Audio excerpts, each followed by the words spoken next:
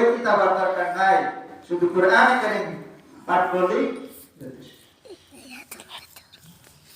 ওই কিতাবের ভিতরে যা আছে, হালালের কথা বলা হয়েছে, হারামের কথা বলা হয়েছে, জিনার কথা বলা হয়েছে, যত কিছু আছে সব কিছু কোরআন কারীমের ভিতরে। বাকি 4-5টা জিনিসের কাজ করতে পারে, তাহলে 4-5টা জিনিস নেওয়ার আপনার দরকার নেই, একটা যথেষ্ট। ঠিক তেমনি ভাবে কোরআন কারীম পাঠ করলে বাকি দিয়ে যা কিছু আছে সব কিছু পাওয়া যায়। তাই বললেন যালিকাল কিতাবু লা রাইবা ফীহি, এই কিতাবের ভিতরে কোনো সন্দেহ নাই, সুবহানাল্লাহ। হুদাল লিল মুত্তাকিন, মুত্তাকিনদের জন্য হেদায়েত।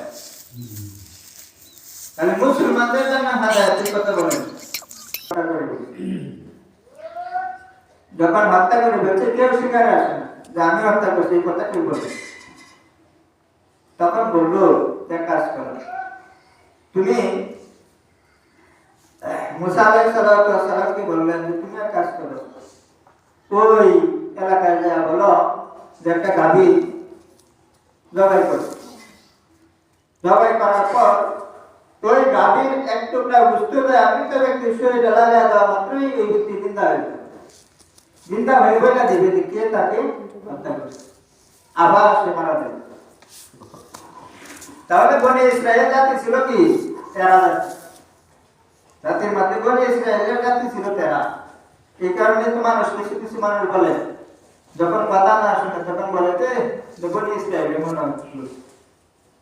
তাহলে কি ওই জামানার লোক ছিল কি 13, কথা শুনে।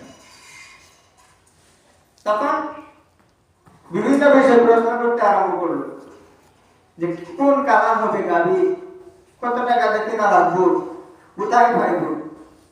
আল্লাহ বলছে কি তুমি একটা গাভী জবাই করো, আর ওর দুষ্টটা দেওয়া শরীরের ভিতর লাগাই দেওয়া মাত্র সে বলে দিবে। যখন তারা এরকম ভাবে বাহানা করতে আরম্ভ করলো, তখন সব বলে দিল যে অমুক কালার হবে, এতটুকু মোটা তাজা হবে, অমুকের কাছ থেকে পাওয়া যাবে।